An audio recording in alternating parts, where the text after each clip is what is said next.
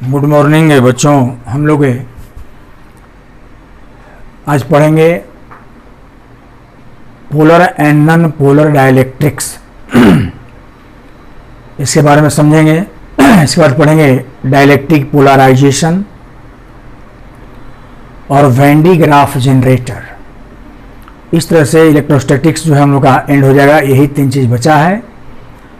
पिछले क्लास में पढ़ाया था when the conducting slab placed between the parallel plate capacitor and dielectric slab placed between the parallel plate capacitor। तो दोनों plate के बीच में दो अलग अलग स्लैब को रख करके हम लोगों ने उसका कैपेसिटेंस निकाला गया था। और आज बच गया पोलर एंड नॉन पोलर। देखिए हम लोग यहाँ समझने की कोशिश करेंगे। हम सभी लोग जानते हैं कि एटम होता है, एटम का एक सेंट्रल कोर होता है जिसको हम लोग न्यूक्लियस कहते हैं। उसमें प्रोटॉन और न्यूट्रॉन होता है। प्रोटॉन जो पॉजिटिव चार्ज है उसका अपना सेंटर होता है और उसका जो सेंटर है प्रोटॉन का उस न्यूक्लियस में उस पूरे पॉजिटिव चार्ज का सेंटर कहलाता है।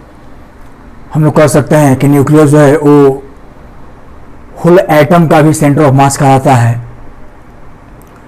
और इलेक्ट्रॉन जो है उसके अराउंड मूव करता है अपने ऑर्बिट में, उसको बोलते हैं स्टेशनरी ऑर्बिट। उसका अपना सेंटर होता है। तो जनाब उस एटम के अंदर इलेक्ट्रॉन का अपना सेंटर है, चार्ज का, प्रोटॉन का अपना सेंटर है। अब यहाँ पे प्रश्न उठता है कि नॉन पोलर डाइलेक्ट्रिक्स किसे कहते हैं।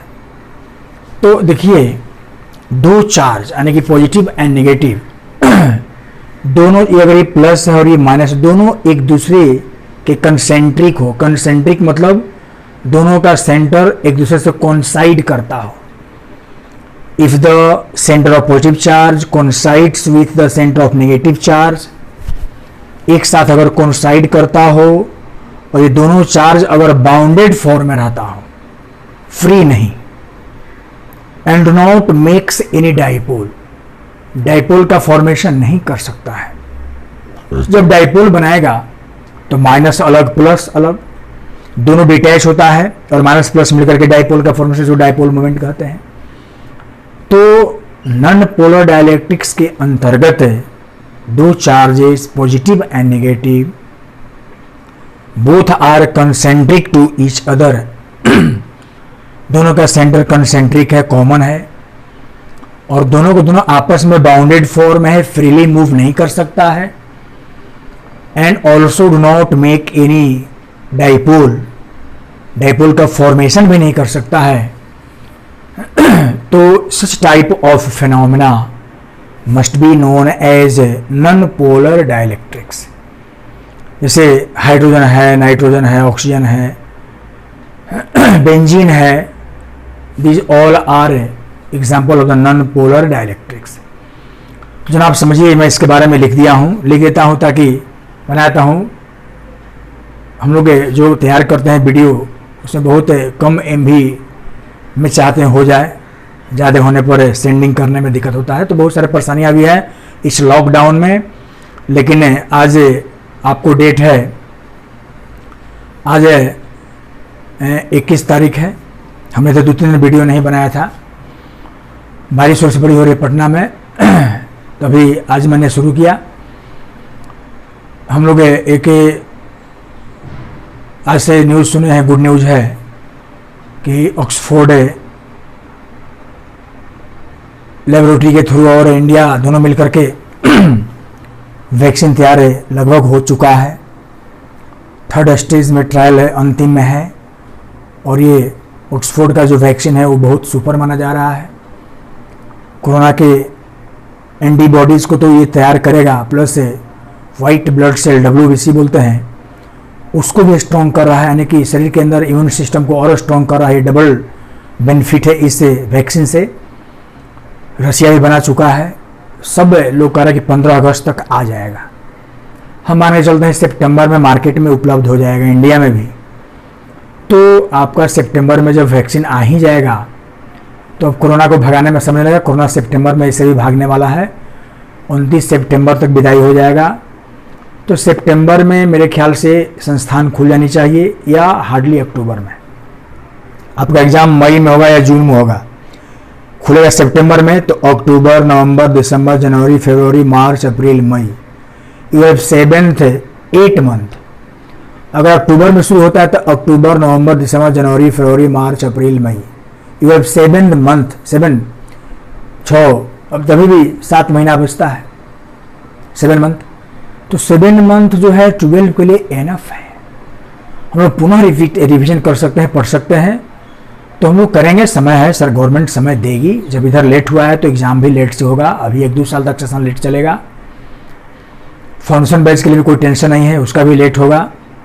तो हर चीज़ शुरू होगा, जब तक चल रहा है हम लोग ऑनलाइन पढ़ रहे हैं, इसको पढ़ते जाएंगे अभी। लेकिन हाँ, अभी अगस्त भर बच के रहना है। बच गए तो बच गए, चले गए तो चले गए। कम से कम सभी स्टूडेंट्स अपने घर से निकले, गार्जियन को मना कीजिए, अगस्त तक घर में रहिए। आपका वैक्सीन आ रहा है तब निकलिए, वैक्सीन मारे, कोई टेंशन नहीं। तो चलते हैं हम लोग देखते हैं नॉन पोलर डाइलेक्ट्रिक्स। इस केस में कहा गया कि positive negative, positive negative, positive negative, ये दोनों चार्ज कंसेंट्रिक हैं और एक साथ बाउंडेड फॉर्म है, फ्री नहीं है। तो व्हाट इज द इंसुलेटर? हम कहते हैं कि एक ऐसा बॉडी जिसके अंदर फ्री इलेक्ट्रॉन्स का मूवमेंट नहीं होता है। द फ्री इलेक्ट्रॉन्स, यदि electrons do not freely wish to be in bounded form, then that system या body is called the insulator. इसको बोलते हैं कुचालक। यहाँ भी जनाब वैसा ही बात है, जब दोनों ये बाउंडेड फॉर्म में है इस तरह से, यहाँ डाइपोल का फॉर्मेशन नहीं कर रहा है, प्लस माइनस चार्ज अलग अलग नहीं हो रहा है, तो ऐसे जो बॉडी के अंदर निर्माण होता है, बनता है, उसका नाम है नॉन पोलर डाइलेक्ट्रिक्स। डाइलेक्ट्रिक्स 2 प्रकार के बांटा गया है, one is the polar, other is the non polar.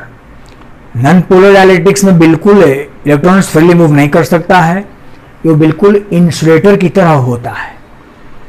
जब इलेक्ट्रॉन्स आप देखिए, जब और प्रोटॉन दोनों बाउंडेड फॉर्म में है, नॉट फ्रीली, तो वो एक ऐसा बिहेव करेगा, आप समझ सकते हैं, चार्ज नहीं मूव करेगा, करंट मूव नहीं करेगा, हीट करंट मूव नहीं करेगा। लेकिन जनाब इसी बॉडी को अगर स्ट्रॉन्ग इलेक्ट्रिक फील्ड इसके थ्रू पास कराया जाए या स्ट्रॉन्ग फील्ड में रख दिया जाए, इलेक्ट्रिक फील्ड अगर लेफ्ट से राइट डायरेक्शन है तो इधर प्लस इधर माइनस होगा, तब प्लस की ओर माइनस चार्ज चल जाएगा, माइनस की ओर प्लस चला जाएगा, और ये दोनों चार्ज डिटैच हो जाएगा, अलग अलग हो जाएगा। जो ही डिटैच होगा देन ये एक डाइपोल का फॉर्मेशन करेगा, और जब डाइपोल बनाएगा इसका मतलब कि इलेक्ट्रॉन्स चार्जेस बिल्कुल फ्रीली मूव करने लगे हैं उस बॉडी के अंतर्गत, and that body behaves as a polar dielectrics. अब उसके अंदर चार्जेस फ्लो कर सकते, इलेक्ट्रॉन फ्लो कर सकता है, करंट फ्लो कर सकता है। तो ये आता है शॉर्ट नोट्स में, एक एक पेज का है, फेयर बना के लिख देना है, ये पक्का किया गया, थोड़ा इंपॉर्टेंट, इसको ध्यान से देखिए। तो मैं ऐसे इसको लिख लिया हूँ, बस समझा देना है आपको। यही फिगर है, कोई इलेक्ट्रिक फील्ड नहीं है, प्लस माइनस ये दोनों बाउंडेड फॉर्म में है, कंसेंट्रिक है, and such type of figure is called non polar dielectric. Exam में अगर बनाइएगा इसके बारे में लिखे हुए देखिए, ठीक है। ड्यूरिंग यहाँ लिखा गया नॉन पोलर डाइलेक्ट्रिक से आर दोज फेनोमेना, एक ऐसा घटना है during which centre of positive charges coincides, माने एक दूसरे पे कॉन्साइड करना, टकराना, with centre of negative charges, which means both charges to be concentric. Concentric मतलब समझते होंगे कि अगर ये प्लस चार्ज है, इसका सेंटर है, तो ये माइनस चार्ज का सेंटर है, और दोनों के दोनों जो है वो कंसेंट्रिक है, इस तरह का है, ये प्लस है, ये माइनस है, तो एक सेंटर है, सेंटर कॉमन है, that is called the concentric. और ऐसा होगा तो बाउंडेड फॉर्म में निश्चित रूप से होगा, concentric and not makes any dipole, and these two charges to be in bounded form is called non polar dielectrics. Example में है nitrogen, oxygen, benzene, methane and dot etc। तो मेरे ख्याल से समझ में आ गया होगा कि एक ऐसा मीडियम, एक ऐसा बॉडी जिसके अंतर्गत charges plus minus both to be in a concentric form, दोनों का सेंटर कॉमन है, and both are in bounded form and do not makes any dipole, then such type of phenomena is called non polar dielectrics. तो जनाब ये आपका non polar था, इसमें कोई खास लिखना नहीं है। अब हम लिखेंगे पोलर डाइलेक्ट्रिक्स के बारे में। तो हमें पोलर के बारे में लिखेंगे, तुरंत इसके बारे में समझाते हैं।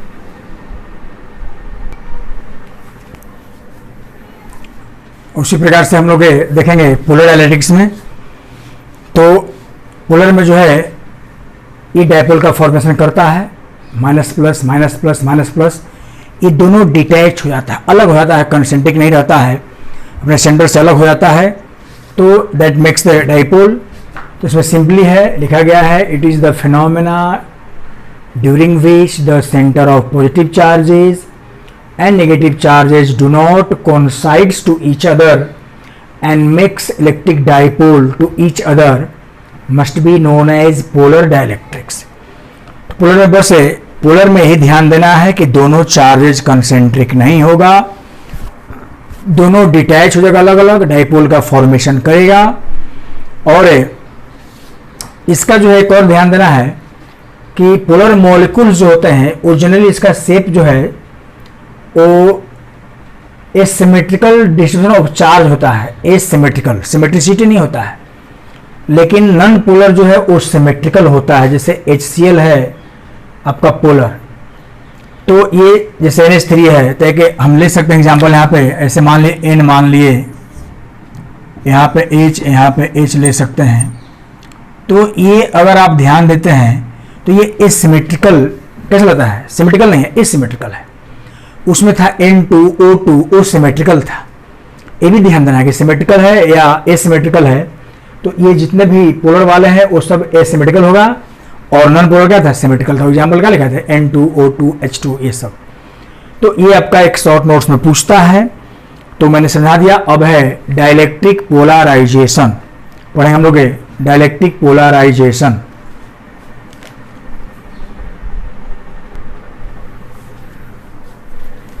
अब देखिए डाइलेक्ट्रिक पोलराइजेशन के बारे में देखेंगे हम लोग। यहाँ पे समझिए कि हम लोगों ने एक पैरेलल लिया, parallel plate capacitor plus minus plate, इसके बीच में जो है एक डाइलेक्ट्रिक स्लैब जो नॉन पोलर फॉर्म में हो, जिसके अंतर्गत दो चार्जेस कंसेंट्रिक हो, डिटैच नहीं हो, डायपोल नहीं बना, तो उसको रख दिया जाए। और जो है रखेंगे बीच में इलेक्ट्रिक फील्ड है, उसको बोलते हैं एक्सटर्नल इलेक्ट्रिक फील्ड, इनोट बोलते हैं एक्सटर्नल इलेक्ट्रिक फील्ड इनोट। उस फील्ड के चलते यहाँ पे अगर प्लस चार्ज है तो चार्जेस डिटैच होना शुरू कर देगा, माइनस आएगा प्लस की ओर, प्लस जाएगा माइनस की ओर, and all the concentric charges makes a dipole. ये अलग अलग होकर के एक डाइपोल का फॉर्मेशन करेगा। पूरे इसे डायरेक्ट स्लैब के अंदर इस तरह का पिक्चर दिखाई देगा आपको, एक डाइपोल बना है माइनस से प्लस, माइनस से plus.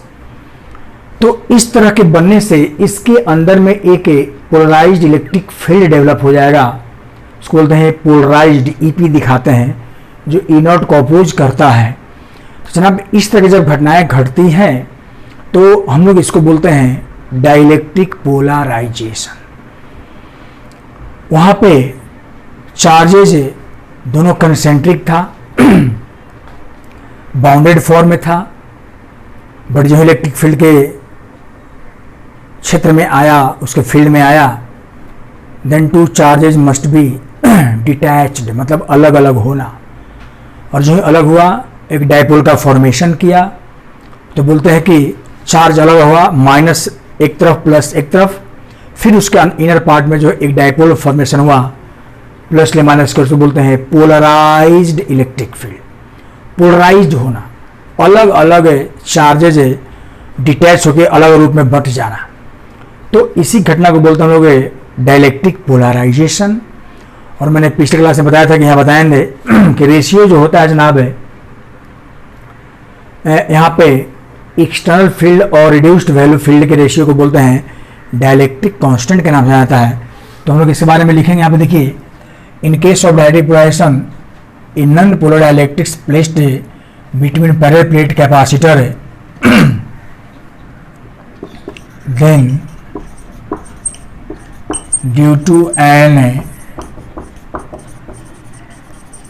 external electric field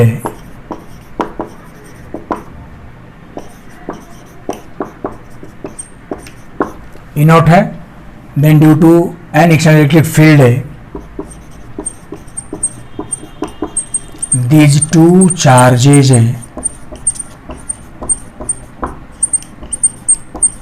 detach मतलब अलग अलग होना, detached to each other and makes an electric dipole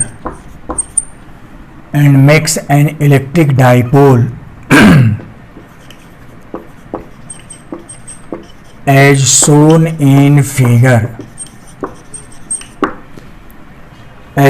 in figure अलग होकर के एक फील्ड का फॉर्मेशन करता है, फील्ड जनरेट करता है, इसको हम लोग बोले हैं,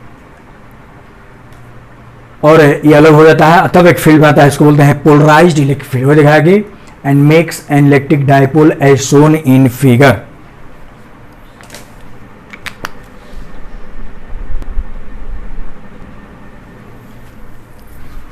तो यहाँ पे हम लोग लिख सकते हैं and makes electric dipole as shown in figure. अब यहाँ देखने चले जाए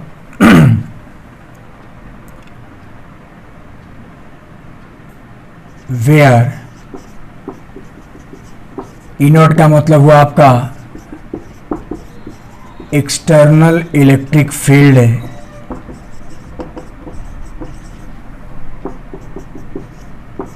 ईपी का मतलब है पोलराइज्ड इलेक्ट्रिक फील्ड एंड ई का मतलब हुआ reduced value of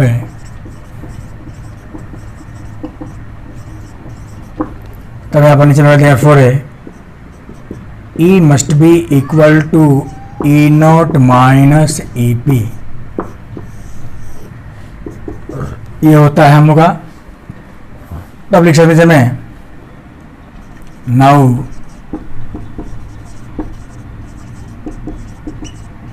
the ratio of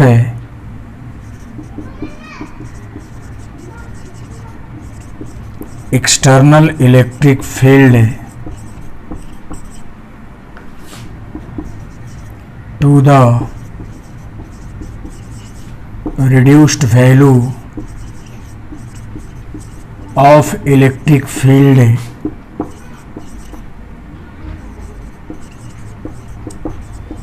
must be equal to constant। तो सोल्यूशन यहाँ पर देयरफॉर ई नॉट बटा में ई बराबर के। तो जनाब ये हम लोग को एक पेज आता है, इसके बारे में फिगर बना के लिखना है कि आखिर डायरेक्ट पोलराइजेशन क्या है, कैसे ये होता है। तो इस सब हम लोगों ने पढ़ा देखा। अब इसमें एक सबसे इम्पोर्टेंट जो क्वेश्चन है वो लॉन्ग में पूछता है, वो आपका बच गया है वेन डी ग्राफ जनरेटर। वो बहुत इम्पोर्टेंट है और पिछले बार में नहीं पूछा है, उसको देखना होगा हम लोगों को। तो पढ़ेंगे हम लोग वेन डी ग्राफ जनरेटर।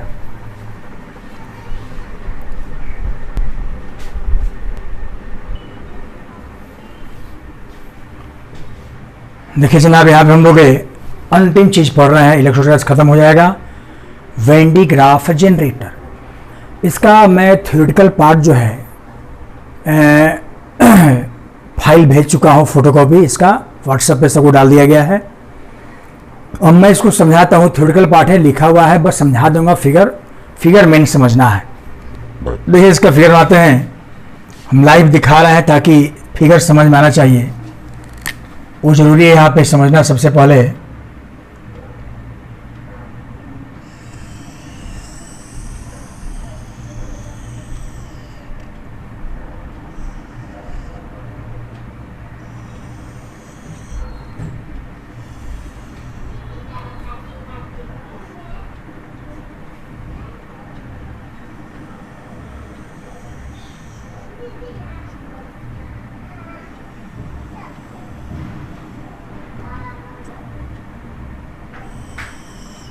अब देखिए ये एक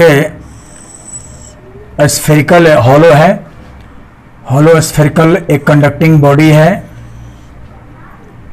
इस तरह से उन्होंने यहाँ पे एक फिगर बना रहे हैं, देखिए ध्यान से मेन फिगर समझ लीजिएगा, तो समझा दिया। ये स्टैंड है L1 और ये हो जाएगा आपका L2। ये स्फेरिकल बॉडी है, ऐसे है, इस तरह से है और स्टैंड पे खड़ा है। अब जनाब देखिए इसमें जो है एक दो पुली लिया गया है, एक पुली P1 और P2, ये हम लोग को समझना है।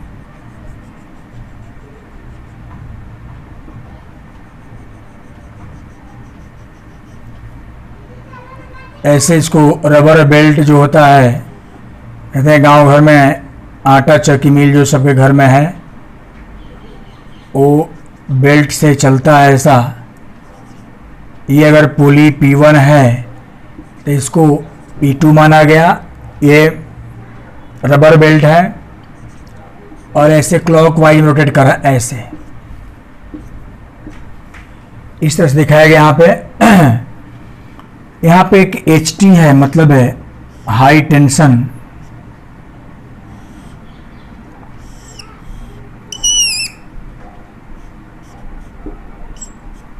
इसको हाई टेंशन बोलते हैं HT।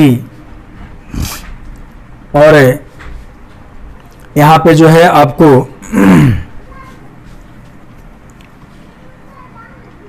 एक स्प्रे कॉम होगा, स्प्रे कॉम और एक कलेक्टर कॉम। देखिए दिखलाते हैं ऐसे,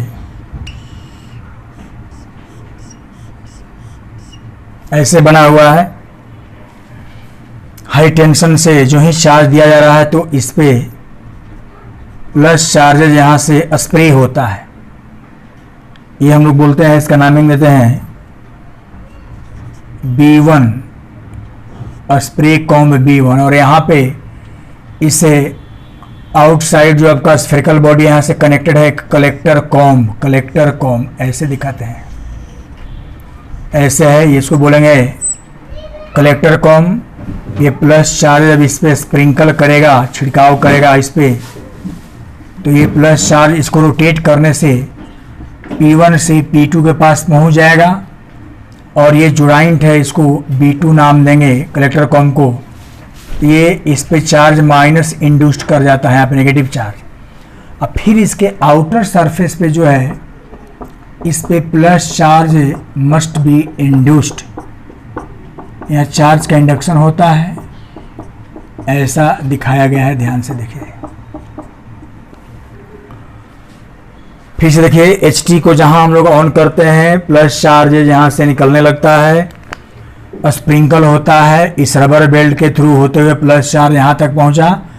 ठीक बगल में एक B2 कलेक्टर कॉम है बनाया गया, इस पे माइनस चार्ज इंड्यूस करता है, कनेक्टेड है इस आउटर मेटॉलिक स्फेरिकल सेल से, जो प्लस चार्ज इंड्यूस कर जाता है। ये लगातार कार्यक्रम चलते रहता है जनाब। अब हम लोग पहले बता दें, इसको एक स्टील चैम्बर के अंदर जो है इसको हम लोग बंद करते हैं। ये स्टील चैम्बर है, ये दिखाया गया, इसको बोलते हैं हम लोग स्टील चैम्बर ही है, स्टील चैम्बर है। ये स्टील चैम्बर है, इसमें पूरा सेफ रहता है, इसको बिल्कुल क्लोज कर दिया गया, कोई बाहरी इफेक्ट इस पर प्रभाव नहीं पड़ता है।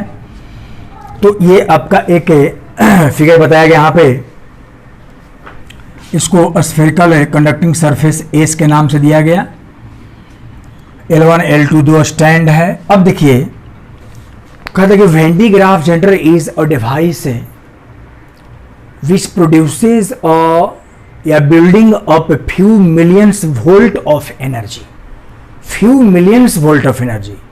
and that energy must be used to accelerate the particle inside the nuclear power plant. Particles को एक्सलरेट कराने के लिए इस एनर्जी का यूज करना पड़ता है न्यूक्लियर पावर प्लांट में।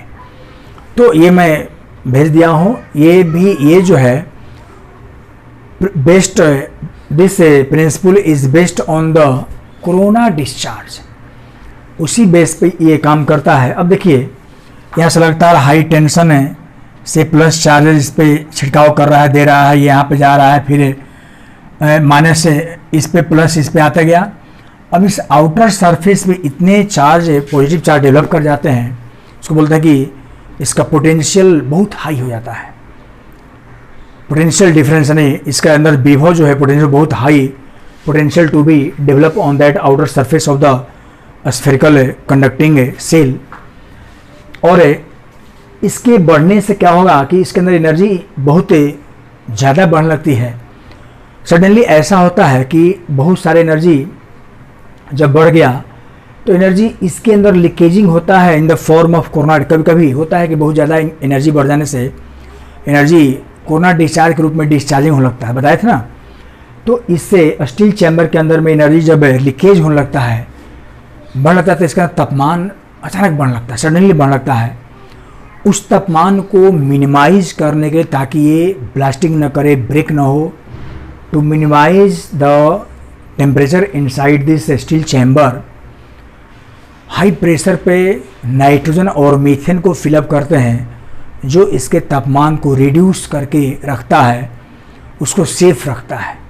तो बोलते हैं fill the nitrogen and methane at high temperature inside this steel chamber to maintain their temperature. तो भी एक इसमें आप लिख सकते हैं कि to minimize the energy field nitrogen and methane at high pressure. तो ये इसमें फिल किया जाता है। और यही वेन डी ग्राफ जनरेटर का आपका एक फिगर है, मैं फिगर बना दिया हूँ, इसको आप लोग देख लीजिए, याद रखिए। इसको नाम दे दीजिए पुली P1, ये कहलाएगा आपका पुली P2, ये कहलाएगा आपका स्फेरिकल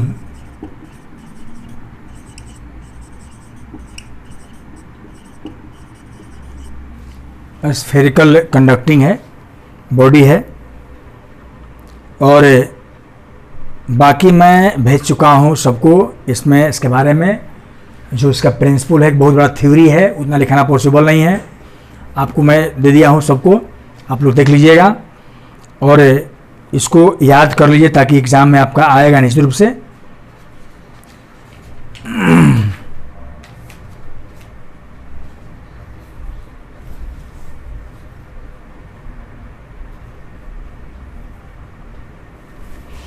इस स्फेरिकल सेल तो मैंने बताया था इसके पहले एक बार है, आइसोलेटेड स्फेरिकल सेल के बारे में। The capacitance of the isolated spherical shell, तो उसका एल का वैल्यू कितना लास्ट में सी इक्वल टू आया था 4 पाई एप्सिलॉन नॉट आर, ये था हम लोग का वैल्यू। और जब ये आपका इसका पोटेंशियल था, यहाँ से आप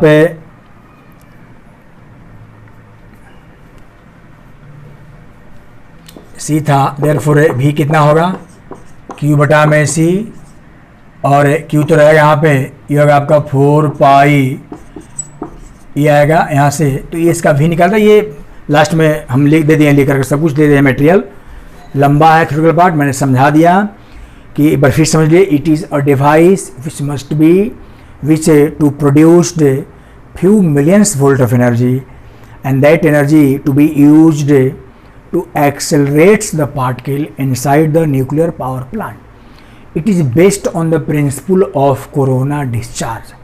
ये इसमें है। बाकी मैं कंस्ट्रक्शन में मैं बता दिया हूँ कि first of all we consider a hollow spherical conducting cell which to be stands on L1 and L2 फिर लिखेंगे यहाँ पे कि we consider two pulley P1 and P2 connected by a rubber belt, इसको रबर बेल्ट कहेंगे।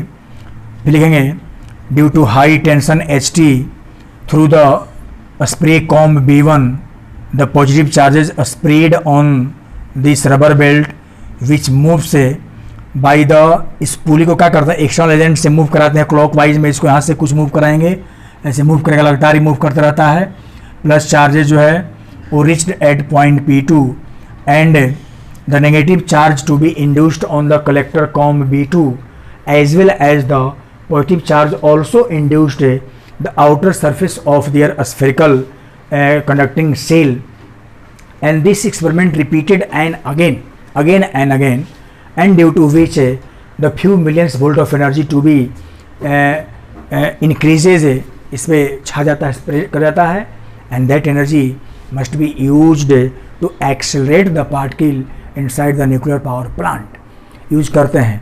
फिर इसमें लिखना पड़ेगा जनाब, आपको थ्योरी में ही से लिखना पड़ेगा, रीड करके लिखना पड़ेगा कि due to leakaging of the energy inside the steel chamber the we filled nitrogen and methane and high pressure at high pressure to reduce their temperature, तो that such phenomena is called the Van de Graaff generator.